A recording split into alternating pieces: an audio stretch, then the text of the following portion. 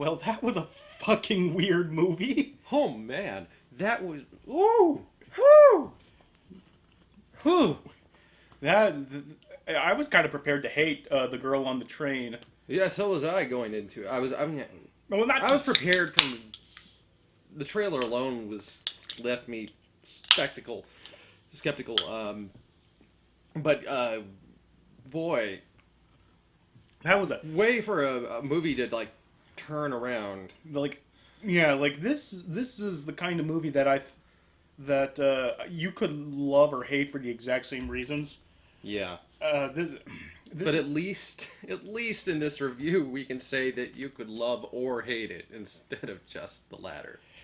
Yeah. Unlike So unlike last week's movie. that's saying something, right? Unlike last week's movie, which by the way, we forgot to talk about it in our review of Miss Peregrine's Home of Peculiar Children, but Allison Janney was in that movie as well, Yeah. and is in this movie as well, playing ostensibly the same role, Yeah. but Ostensibly the same role. really, It wasn't the same role. well, It really wasn't anything like. like they're the outside force trying to guide. Okay. One's a therapist, one's a detective, but they're both trying to. Okay, so like as a force, Mhm. as a force in the story, sure. Yeah, Yeah, I mean, it's a supporting role. yeah, So in that way, it's always, as long as it's a supporting role, it's kind of, but yeah. but it's, I mean, she's a police officer in this, investigative officer, Yeah, detective. Yeah. detective, and in the other one, she's a therapist. So, I mean, there is certainly a difference in these two jobs. Oh yeah, there's a difference in the job, but as far as Not that you don't need, Yeah. psychology skills at all for being a investigator, but the point it being they serve the same function in both stories. yeah, But- I mean, one of them turns out to be Oh. something completely different. But though. that's just Tim Burton being fucking Tim Burton. Let's not blame it on Tim Burton. That was the writing. That's okay. Tim Burton, yeah, sure. The whole thing is just a Tim Burton over, but not But- this one. The but- one we watched before, Mhm. Miss Peregrine's. Yeah. But, Was it Home for Home for Peculiar Peculiar. Children. X-Men? Yeah, but this movie though, I mean, I was beginning to like it at first because I've Mhm. always liked gray kind of maudlin movies. It's kind of an aesthetic that I'm attracted to. It's part of the reason why I love genre so much. It has that same kind of feel, Yeah. like like that kind of feeling you get when you look outside your window and it's cold and gray and rainy. You feel contemplative and you feel isolated, but you don't feel like some people mistake it for depression, but I think it's more about introspection than anything else. And I like that evocative mood. That doesn't sound snobby at all. But I like that mood that the film hangs. But yes, I know what you mean. Yeah, but I like the mood that the movie hangs all throughout. You're just a sucker for that kind of like that kind of film, that kind of screening, that blue screening, like they used in the girl with the dragon tattoo, the remake. No, I wasn't a fan of that movie actually. No, but you were a fan from the get-go of the use of color and lighting. Oh, the use of yeah, but because that's Fincher. Like David Fincher's use of color and lighting is. Well, what I'm saying is you really are a sucker for that. But I am a sucker for that but it's when it's used. That very Northern European kind of feel, too, in weather. Yeah, cold, gray, Yeah. and rainy. Not snowing, although I do like snow. But like that, like the environments in Half-Life 2, that Eastern European, everything's kind of rusted over. Yeah. And, yeah. Yeah, so I mean, I know you're a fan of that. But then again, you're also a fan of like arid desert kind of, Yeah, like- Arizona kind of yeah, like terrain. I love westerns too. So it's like. But yeah, sure, and I like Egyptian architecture and all that as much as I like Norwegian. But anyways, where are we going? But what I was going, We could just cut all that crap out, honestly, but we won't. But we won't, no, because like I like the mood. Like I want to start off with the positives about this movie, Yeah. because there are quite a few, and they're all undercut with this a lot of weird, not bad, but weird. Why in the hell did you make this Yeah. kind of decision? Anyway, Well, a lot of times it just felt like trying to be artsy. Yeah, it did. with the extreme close-ups and the faded, augmented cam, and Yeah. Gabe trying to explain Yeah. photography. It's trying to explain filmography and having no fucking clue. Yeah, it's okay. It's okay, man. But I like the ideas Yeah. that like that the movie was at play with the nature of the main character played by Emily Blunt, who is the most amusing, darkly amusing, sad sack of a woman character I've seen on Sage Versus. God damn that her her just her face. She was amazing as far as Like acting. I don't know if I want to say acting though, because it was at some points it was so over the top. Well, she was swinging for the fences. Like She definitely was. Yeah, like she was not leaving anything behind her when in that performance. No. So, and I think for that role called for it.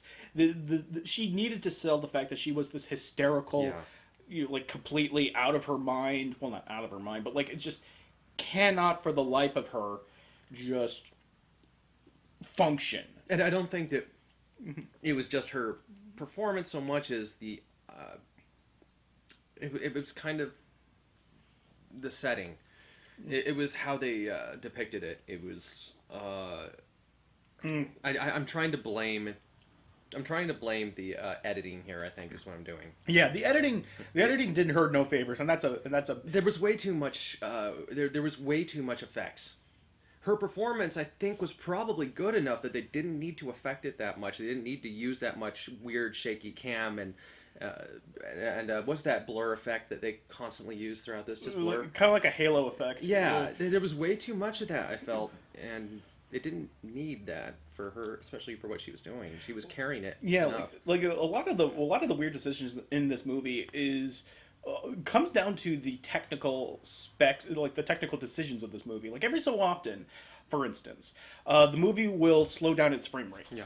I have no idea why. Yes, that's what I was looking for. That's the effect I was thinking. Yeah, of, like yes. the frame rate drops for no discernible reason. Maybe they needed to slow down a shot in order to do it, but they didn't film it in the correct frame rate, so they had to kind of Yeah. like so they made the footage look stuttery for no Yeah. good reason other than maybe to prolong a shot. I don't know. That was a completely weird decision. Additionally, there would be these spastic moments in the narrative where a character is trying to remember something that happened to them, and God, I hated that. when Emily Blunt, like it made sense when Emily Blunt was trying to remember something because she's in a perpetual state of drunkenness and she Yeah. can't make heads or tails of anything. So when she's remembering something, it's this stuttery kind of like, nah, I can't really put everything together, and that makes sense. But when other characters do it, it always seems to be like it smacks you upside the head.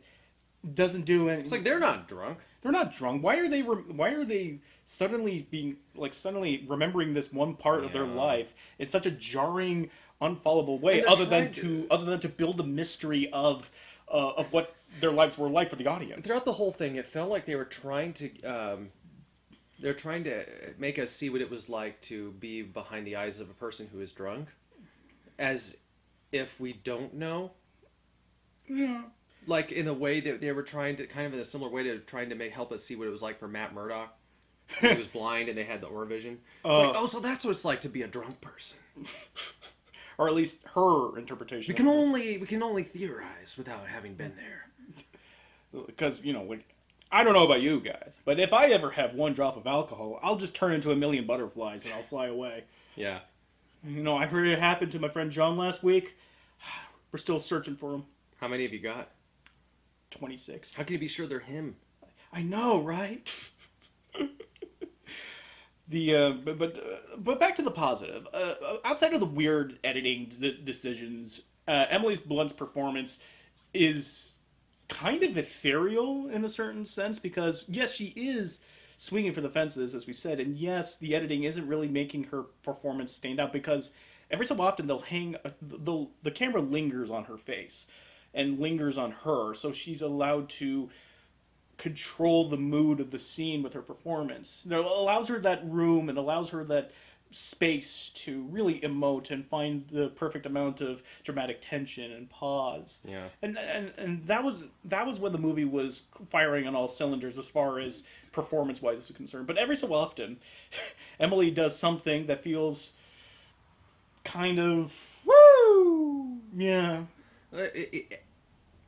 Her drunk acting was sometimes too. I wouldn't It say was just too much. yeah. It was a little bit. I mean, she was yes. We can keep saying it over and over again. She was going all out, and that showed. Yeah.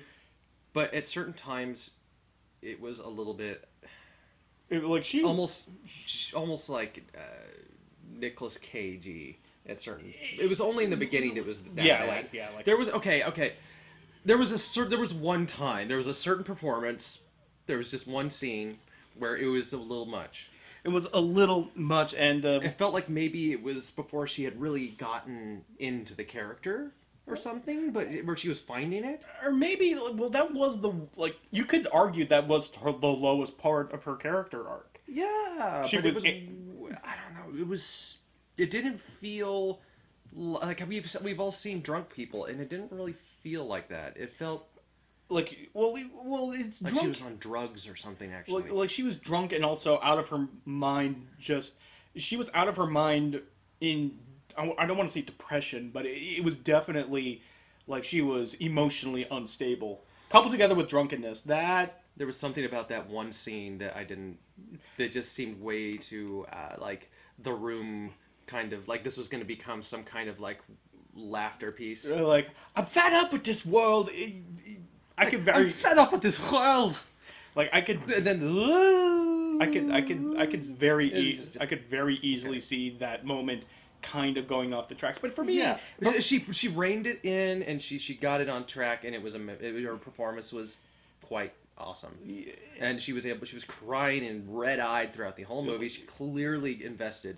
yeah, like she was all throughout this movie. She's this glassy-eyed, pathetic, drunken, wretched soul of a character, and I couldn't get my eyes off her. But And that's good because the rest of the film doesn't quite hold up. yeah, like she's the driving force of this movie, and Emily Blunt is talented enough to wear the responsibility of driving this movie with grace. Yes. And that that cannot be reiterated hard enough. She really has a very interesting face.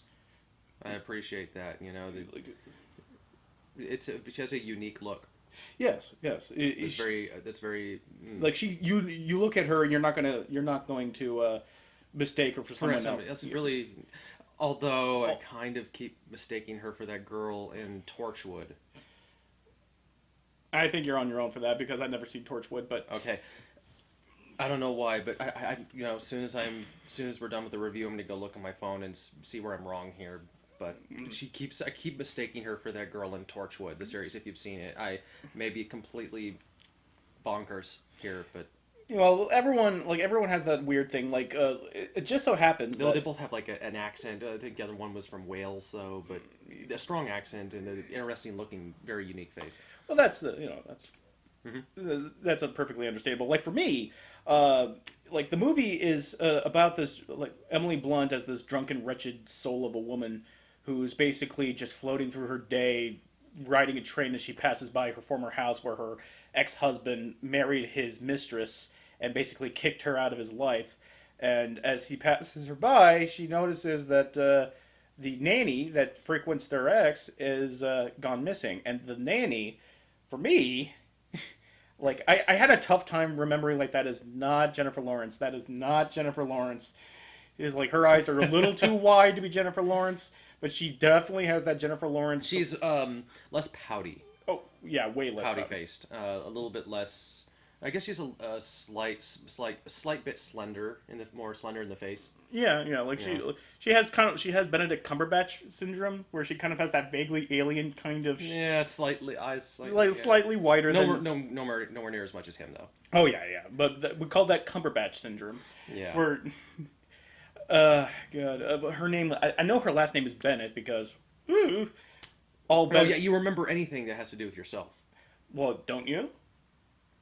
No, I can't remember a lot of things that have to do with you. No, but like, do you remember every Gabe you've met? You haven't met a Gabe yet, but I'm sure there's like some actor out there that we see. His name is Gabriel something rather. You're gonna. Yeah. I mean, everyone knows that you're a big Peter Gabriel fan. Yeah, God knows. Yeah, exactly. But so like the framing of the movie, the plot is that woman disappears, and drunken woman was at the scene. Emily Blunt was at the scene where she was last known, and so she becomes kind of like the numero uno suspect, and the whole movie is figuring out who did it and could she have done it, and then and then the movie just kind of goes from there. And I don't know if we're gonna like these vlogs are usually spoilerific, so we're gonna go into spoiler territories. But if you're the kind of person who either doesn't want to get spoiled but might be interested in seeing this movie, I think it's a general recommendation. It's a suspense thriller. Yeah. Just take a guess. Yeah, It's like- what Yeah, like if you're going to see a suspense thriller, you don't want to already know. yeah. I mean, granted. So like, I feel like everything that I'm positive I have to say about this movie, outside of Emily Blunt's performance, is just my own personal kind of. I like this for my own personal reasons. I can't really explain why this is good other than I like it. She was a very, I very much, getting off our best favorite part. We're starting with the part that we like this time, right? Yeah, but I just want to quickly finish my thought. Go ahead. Quickly finish my thought here. So, I'm going to partition off this vlog by saying that if you care about spoilers and if you're waiting for us to recommend it, I say go see it, but be prepared for a weird movie at points. I think we're of the same mind on that. Yeah, definitely. Okay. So from here on, we're like spoilers, but completely. Going to my favorite part of the movie, I would think, kind of like on one hand, I do love that over the top, like she's at her lowest point, she has her drinking buddy, and she's just she's fucking 4 sheets to the wind, and she's just for some reason like she records her and her buddy in the ladies' bathroom just screaming at the top of her lungs, "Fuck you, Anna!" As they do. That's what every girl's bathroom has going on every hour. That's just how it is.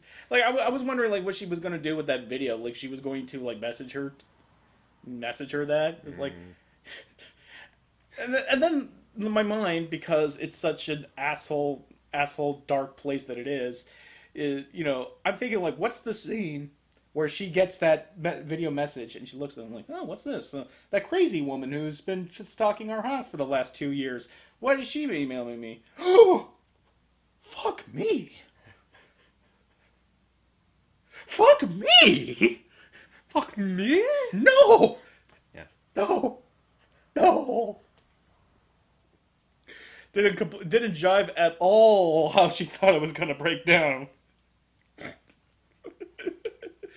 But even though that was, like it had its kind of okay, this is getting kind of shall we say mommy dearest kind of.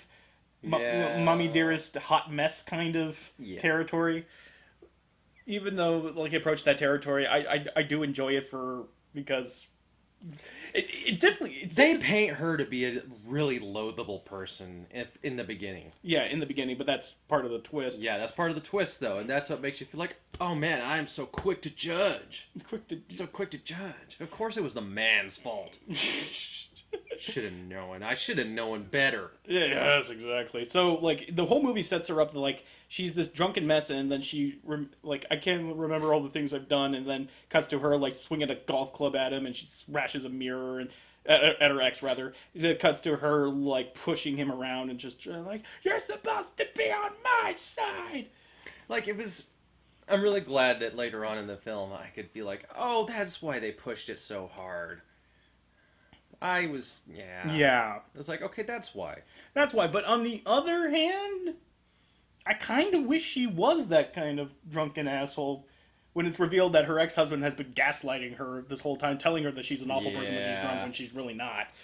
But my problem with that twist is that it kind of paints her out to be more pathetic than she actually really is, because Yeah. it kind of turns her into this.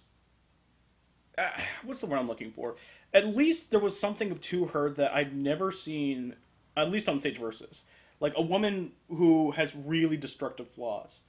Really. It's nice to see. It's nice to see that happening in a film where it's Yeah, like, not really- always. She was like this. She's like this female equivalent of a Steve Buscemi character. Yeah. She was just, yeah, just sallow-faced, red eyes, just Like, completely and yeah. And like, even though it's not. down and out. Well, like, I like the fact that the film wasn't trying to paint her out to be sympathetic, but pathetic. And that doesn't really happen. Yeah. Not with any male character either, but like this pathetic woman who circumstances were beyond her control and she resorted to drinking and basically fucked her life over because of it. And I think that even though the story doesn't really call for her being some kind of path of redemption, A woman with character. Oh my god. all of a sudden, even though the gaslighting angle, is a twist, and as a suspense thriller, twists are inevitable. I feel like I still need to see that film actually. what? Gaslight. Oh yeah. Now you mentioned. Oh yeah, yeah. I feel that like it kind of robs the movie of a better plot line. I want to say, like, keep the murder mystery, Yeah. but like have it really examine her. Like, is she obviously she's capable of well, not really, but before like 80% of the movie, it sets it up that she is very much capable of violent outbursts. Yeah. And if they kept with that, that would have made for It's keeping a semblance of of that character. It would help to make it more astonishing when it happens that she wasn't responsible. That's that's what I'm. That's how a lot of times it's done in a story to keep it. It was saying that it was all not real, or Yeah. sorry, that it was all him, not her. It's too one-sided. She needs to have had some amount of it has to have rang true in order for it to carry over and be like an astonishing new piece of evidence. Yeah, I mean, granted that like she was the one who like nobody like snuck booze into her drink and then she got herself drunk that way. It But, wasn't like we're gonna make her a crazy lady. No, it very much wasn't. It No. was it boiled down to asshole X can't stop cheating and decided to gaslight her into thinking that it was all her fault and she drove him away. and if I understand the way that was possible for him was she already had a drinking problem, Yeah, and he just fanned the flame. so I mean, like on one As is easy to do. yes, like on one hand, I feel like her emerging on the other side, a redeemed woman, kind of faltered. Like it didn't really feed into the murder mystery. It just kind of felt like, well, the Yeah. murder mystery was incidental to her. Like, oh, it wasn't really my fault. I was just being gaslighted. Versus like, I'm doing this to myself. I need to figure out why I'm doing this, and did I actually kill a woman? I feel like that's a much stronger narrative, and I feel like that has more there's more room to. The sense of redemption at the end should have been far more. It should have been far more earned, Yeah, far more. Like there's still work to ahead, kind of thing. yeah, like if she like found out definitive proof that she actually did it, like all these like leads that she was going on, like she goes to her ex-husband, Yeah. like goes to the nanny's ex-husband, goes to the therapist that she saw, which by the way, all right, halfway through the movie she goes to see the nanny's therapist to what I thought was like gather information on him and try to like see if like maybe he's implicated far more than he is, because it's revealed that he did have a relationship with the nanny. Like he broke psychiatry psychiatrist's boundaries between patient and doctor.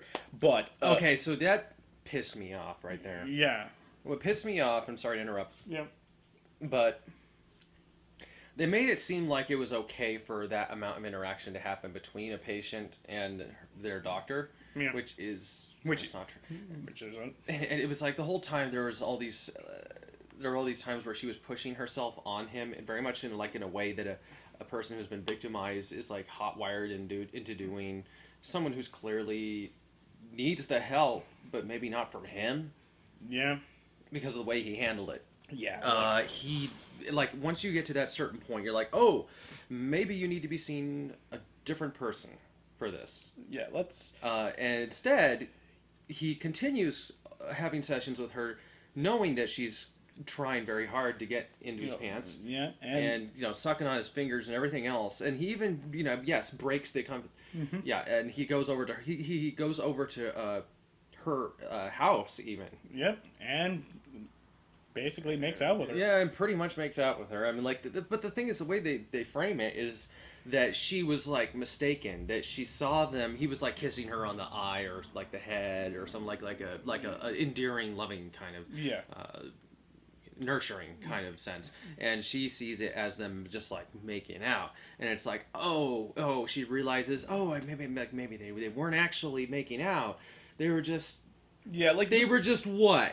They were just what? Going over to her house? She was just doing a little bit of sucking on the finger, It's just a little kissy on the face, It's like, no, that's not okay for a doctor and their patient. Like the whole relationship was being used as a red herring for the mystery. Yeah, but that was not okay.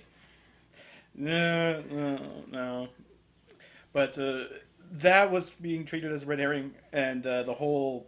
There's one forgettable part, although the movie made sure you want to remember, where it seems like a guy was following her on the night that she blacked out, and he we're thinking, like, when is the movie ever going to check back on that guy? Yeah. And as soon as I said that, boom, there he is. They just pans over. It's like, there he is in the. They just happened to be at the exact same bar, and Emily Blunt goes, "Why are you following me?" And she's like, "Well, I could say the exact same thing of you." Like, I was bleeding. Did you attack me? And like, no, I found you on the ground and tried to help you up. You told me to fuck off, so I fucked off. Well, thank you for that much, movie. I really thought there was going to be far more of a surprising role for him. I thought he was going to end up being like the divine intervention character or something, or something. But it wasn't. It wasn't true. The guy who like says the right thing and then, oh my God, you're right. It was the whole time. It's like, I don't know what you're talking about. Mm-hmm. Yeah. Yeah. But if the movie continued on this path that I thought it was going on, I felt like there would have been a strong moment, where she realized, did I actually do it? And if it was a real thriller, then the movie would have left open whether or not she actually did it or not. But it looks like she turned herself in regardless. Yeah. Like if she did that, but wasn't like there's no definitive proof that she did, because there's just no definitive proof that she did or didn't. But she was the most she is the only one who doesn't really have a good alibi in every of all the suspected criminals. Why didn't they bring her in? Rather. Well, when it looked so bad. Yeah, there's a lot of things in this movie that were just unrealistic. Not just the patient, the therapist-patient relationship between those two, the nanny and the therapist. There was a lot of stuff that was just so ridiculous, so freaking ridiculous in this movie. Let's start with the train. Okay, so Emily Blunt's character, it starts out with her explaining that she's gotten out of a relationship where she was basically they wanted to have a kid, and she was baby crazy. You can almost name this movie Baby Crazy.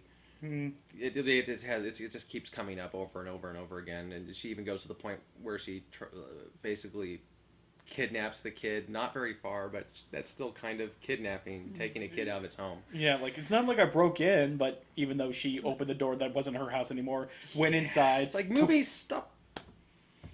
It's like the movie was ill prepared to actually really set foot on what it wants to do. Like, they wanted to paint her out to be like this emotionally unstable, drunken woman, but she's just right at the precipice of no return, but they just keep shying away. And I was Yeah. waiting for that hammer to drop, and it doesn't drop, and instead it just kind of almost pusses out by making the ex-husband the one who actually wound up killing her and gaslighting her into oblivion. The chances of all these people acting the way they did is just so unrealistic. Yeah, like at a certain point, like don't they just get a fucking restraining order against the Yeah, woman? there was way too much. Get a restraining order So against her. she drives this train. It turns out that she's not actually driving to work. All this time, her alimony has been paying for these train rides, Mm-hmm. and the person. And how about the person, her roommate? Oh, Laura Prepon? Yeah. Yeah, Laura Prepon's in this movie. Utter waste of Laura Prepon, but I like her I like to see her when she's in movies or in anything. Yeah, Really. yeah. Yeah. So she finds her roommate, Laura Prepon, finds out that all this time she hasn't had a job when she's been staying with her, and that she's been just taking this train to absolutely nowhere. But she's been taking the train actually because she wants to see this woman in her house, like this one couple that happens to live nearby to her ex and Mm-hmm. his new fiance or wife or whatever, and she just keeps taking this train and every day to watch them for a very short time, obviously, as the train goes by, and she starts sketching them in her book, and she's going into this whole lust for them and fantasizing about them and everything. And it's like, okay, this is kind of ridiculous to begin with, but sure, we'll get on board. And then eventually she apparently gets drunk and leaves the train and walks into their house because the door was open, and picks up their kid and just takes it out and kind of cradles it like, okay, I want your baby. I got your baby. You know, Yeah, that is kidnapping. that is kidnapping. It doesn't matter how far you went. That's kidnapping. That's at least attempted kidnapping. And how far would she have gone if the mother hadn't come out? I don't know, because like the train line is right by their house, and beyond that is just the sea. So I'm thinking, like, what's she going to do? She's going to turn Wait into, for another train, maybe. or like she's going to turn into baby Sasquatch or Baby something like. Sasquatch. She's going to wander the woods with the baby swaddled in her arms. But they paint her as being crazy enough to do it. Yeah, and I think she was like considering how intensely She and how was completely how abusive she was with alcohol, and how emotionally tortured she was by her ex. Yeah. So, I mean, like on one hand, like it's difficult to in today's day and age to have a character like Emily Blunt's character to be this destructive force and be and come out the other end as a redeemed character, or at least on the path of redemption. And I feel like they really missed the boat on that. I feel like they did. And even though some might say, like, well, that's not how the story was written, it's called an adaptation, all right? You take the source material and you work with what you have. Yeah. And and I really like the main difference. All right, the main difference between, say, Gone Girl, which was obviously what this movie wanted to be, everything down from how it was shot to its subject material. Which I haven't seen. Go ahead and see it, although it will kind of frustrate you towards the end. Okay. Excuse me. Considering, and I will say this: the murder mystery in Gone Girl infuriated me more than the don't murder. give anything away. Yeah, than the murder mystery Yeah. here, because at least the murder mystery here made sense. The murder mystery in Gone Girl makes no fucking sense. So, like, that's the one thing I'll give this movie. Like, as a murder mystery, It ties things. yeah, like, Yeah. everything makes sense. But I think that this movie needs to be a murder mystery, but that's unsolved. Like, they really missed the boat as far as, like, treating Emily Blunt as, like, did she do it or didn't she? Like, that's the mystery is what endures and not necessarily the answer. And you realize that, like, the murder is kind of like the catalyst to actually get her to basically fix her life. And the movie, like, even goes into that territory somehow. Like when she's kind of trying to solve this murder on her own, she goes into, like, now I have purpose, or at least a distraction. And now if like, yeah, you know what, I like this angle, but to kind of hamstring it by having it like basically be the ex-husband and she was just this unfairly painted gaslighted victim. Do they not realize that she attempted to kidnap a child and that Let's put it this way. that she did actually do that? Yeah, she did. Yeah. Let's put it this way, though. The actions that she took, while fully believing that she was quite possibly or likely responsible for the murder, Mm-hmm. because she didn't know what happened and she was trying to figure out if she had done it or someone else, but fully, expecting that she may have, the actions she took were completely immoral. Yeah. Like, that's not, it's like if she really thought that she might have done it, then obviously turn yourself in, Yeah. or adversely running for the hills to get, make sure you're not found out or covering it up. The actions that she did take, though, were they didn't make any sense. Yeah, like she like it made sense that like she would try to reach out to the nanny's ex or nanny's husband rather and try to get some information and then not realizing that by doing that she's implicating him. Yeah. And that he got angry with her and rightfully so as she lied to him to try to get some information out And then of him. there's the fact that she's been watching these people from a train every single day, and it's creepy as fuck. Yeah, like everything about like excluding the parts where it's revealed that those were all just fabrications of the ex-husband. Like the things she does in this movie, even when we're led to believe is sober, are horrible actions that are incredibly destructive to the people around her. And like she implicated an innocent man of a kidnapping and murder charge, or a missing person rather, and not only that, but she also, I believe, like I said, attempted kidnap of a child, implicated an innocent man in murder. There's got to be. I know she did some more pretty heinous shit over the course of this movie. But like that's what this twist does. It kind of. It doesn't absolve her, certainly. Really doesn't absolve her, but it's expected to absolve her of the of all these rash and really poorly thought out decisions that destroy other people's lives. So, I mean, public inebriation constantly. Yeah, well, but that's that's kind of low on the totem pole. Obviously, it is. Low on the totem pole as far as immoral actions are concerned, but two of those things are pretty fucking heinous. I'm gonna really, really freaking heinous, and like that's why I feel like this movie really missed the bus by. I don't want to say it took the easy way out, but I think it took the easy way out. Gone Girl didn't take the easy way out. In fact, it apparently took such a hard way out that it never actually explained its. No. Like Gone Girl took the weird hard way out, where it became a completely different movie, and it became a smarter movie by doing that. This felt like the opposite, where it was going into this weird direction, and then it just kind of became a Lifetime pulp movie. Excuse me. And that's the main difference. Where like Gone Girl was able to elevate its pulp source material, that like this trashy pulp novel, and turn it into some kind of like it turned it into like an indictment on gender relations in American society as far as the media and as far as media representation is concerned.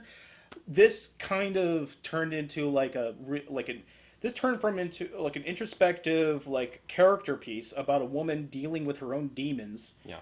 And turned it into like, well, basically a treatise on why gaslighting is bad. Okay. I mean, like, what do you think is the more interesting movie? And that's why I like this movie, because I liked this movie up until about 80% of this, up until like the 80% mark. Then it just kind of trickled away and turned into, as I said, a Lifetime pulp movie. I thought it was a hilarious movie up until the 20% point.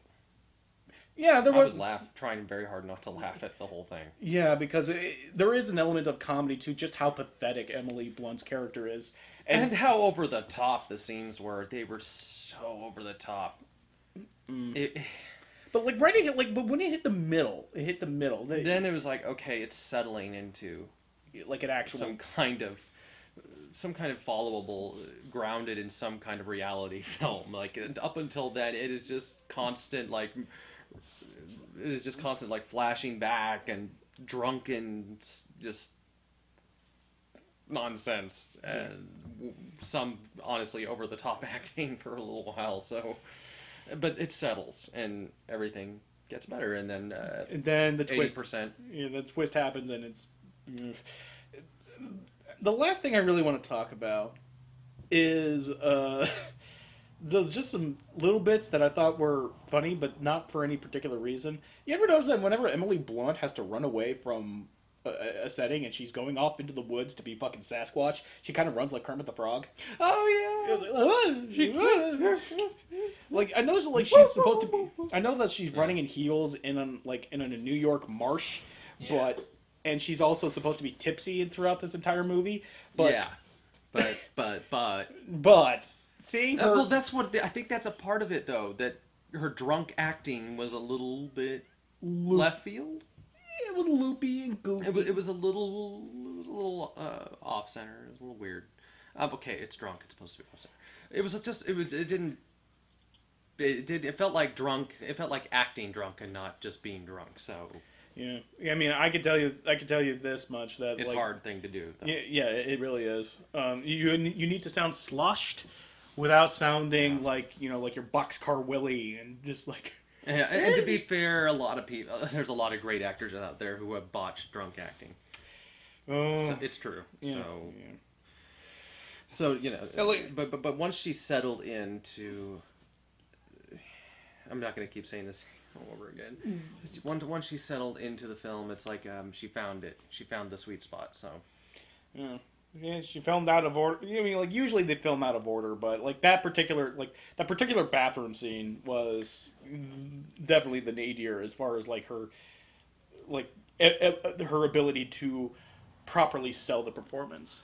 yeah, and it's possible that they were just showing the the lowest point so Too early, early, yeah. early, and right into the film that it didn't have anything to contrast it by. Mm-hmm. It was just bam. Whew. Yeah, like she, but by all intents and purposes, she is one hot mess of a character.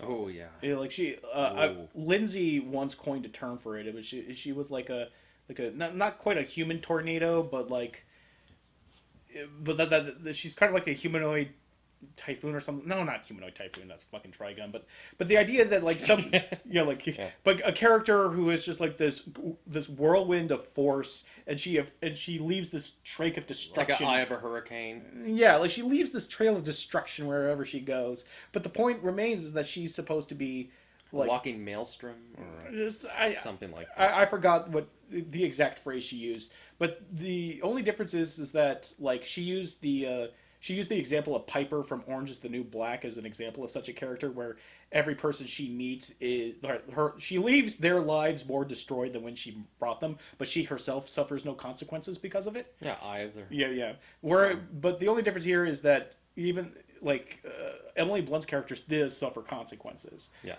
and rightfully so. And up until, like I said, until that 80% mark, where it nearly gets murdered a few times. Mm-hmm. So as I said, this movie was let down by an ending. It was let down by an ending that felt like it was trying to take the easy way out. Yeah, an appeal to you get him. He was wrong. He was abusive. He was abusive. Okay. Yeah. Yeah. Like okay. Yeah, we're watching a Lifetime movie now. Yeah. I mean, God damn that. Just like how a person be that mustache twirling of a villain. Like that guy was just the ex-husband turned into like did a complete heel turn where he just went from normal dude to like Billy Zane in Titanic. Just way less charming. Way less charming and way more punching ladies. Like Emily Blunt gets the crap kicked out of her at the end of the movie. It's but maybe more like Billy Zane in that one movie with oh god, that movie where they're both on a boat with Nicole Kidman. Oh, you've never seen this movie? No, I Okay, never. we're gonna have to show you this movie. I- If you thought he was like, I thought if you thought he was like a almost over the top villain in Titanic, like Which okay, he pretty was. over the top. Yeah, he was. You got to see this movie.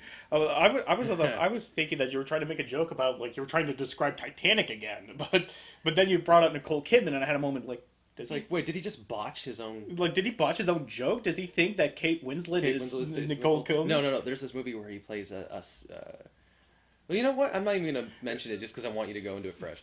All right, we'll have a movie night sometime and we'll watch it. But Yeah. any ending thoughts? I can't say anything about. Oh, go see Gone Girl. I haven't seen Gone Girl myself. Yeah. But I hear it was supposed to be good. Gone Girl's the better movie. But Definitely. this movie was certainly it was enjoyable. Yeah, It's worth going to see if you don't have anything else to see, which is actually very often the case. yeah. So, It's a weird, flawed but enjoyable movie. You don't really have to see it in theaters though. No. So if You you can want to wait for like a Third Street Cinema kind of thing, cheap movie theater, like kind the of dollar thing. movie yeah, theater. dollar movie theater, or rent it, whatever. Yeah, it's worth seeing. Yeah. If for not anything else for Emily Blunt's performance, which is all kinds of interesting. It is a Yeah. tour de force performance in all sense of the word. And it's But, nice to see a female portraying that kind of character in a film when it's for 80% of the time, yeah. instead of And turning not it. just being like, oh, yeah, she's the main character, so she has to be hot and she has to have shower scenes. And fuck, it's really nice to see that broken up. Yeah. But then it was nice up until she just turned into a Lifetime original movie heroine. Yeah. Oh well. Till next time.